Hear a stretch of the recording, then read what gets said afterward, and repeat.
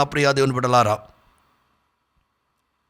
నీ వాక్కు అంటే దేవుని వాక్కు నా హృదయాంతరామున దాగి ఉండి అగ్ని వల్లే మండుచుండెను.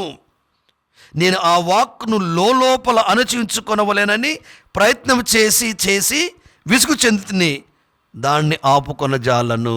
కరెక్ట్, నువ్వు ఆపుకోలేవు దాన్ని, ఎందుకంటే it penetrates. A farmer goes to the field and ploughs the ground.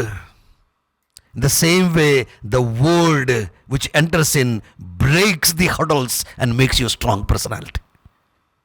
So నా ప్రియ దేవుని బిడ్డలారా, ఈ ఆదివారమున దేవుని వాక్కు మన జీవితంలోని భయాలను, ఆందోళనను, అనిశ్చిత పరిస్థితులను స్పృశిస్తుంది.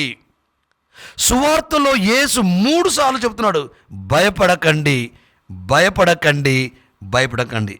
ఇది కేవలము ఇది కేవలము ఓదార్పు మాట కాదు.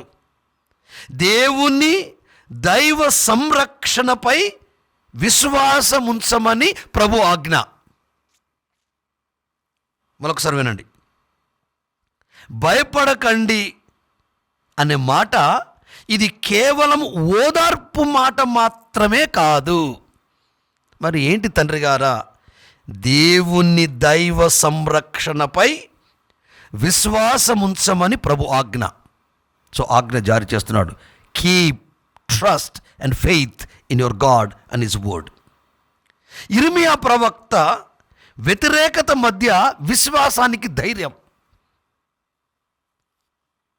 ప్రభువే నాకు దీపము, ప్రభువే నాకు రక్షణము, ప్రభువే నాకు జీవన కోట, భయపడను భయపడను ఎవరికి నేను, భయపడను భయపడను భయపడను ఎవరికి నేను, భయపడను.